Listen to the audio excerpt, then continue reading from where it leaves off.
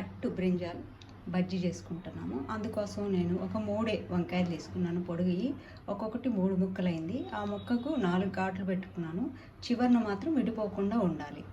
ఇక్కడ ఈ చివర పోకుండా ఉండాలన్నమాట. ఈ చివర ఇలా చేసుకున్నాక ఈ పిండిలో నేను ఒక పించు సోడా, తగినంత సాల్ట్, సగం గోధుమ పిండి, ఈక్వల్గా శనగపిండి తీసుకున్నాను.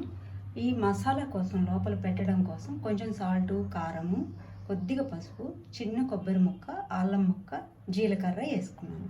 వేసి బాగా మెత్తగా మిక్సీ పట్టుకున్నాను అన్నమాట. అన్నిటికీ ఇలా పెట్టుకోవాలన్నమాట.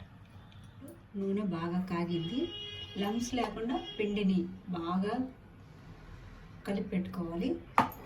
ఈ మసాలా పెట్టిన ఒక్కొక్క వంకాయని తీసుకొని పిండిలో డిప్ చేసి ఇలా నూనెలో వదిలేసుకోవాలి.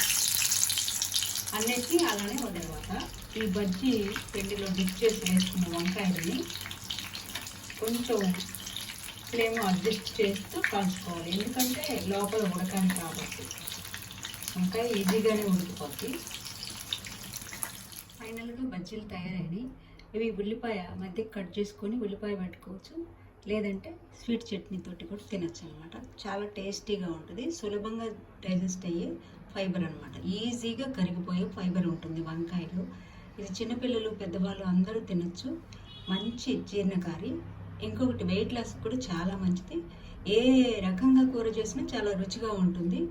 స్కిన్ అలర్జీస్ ఉన్న వాళ్ళు తప్ప అందరూ తినచ్చు.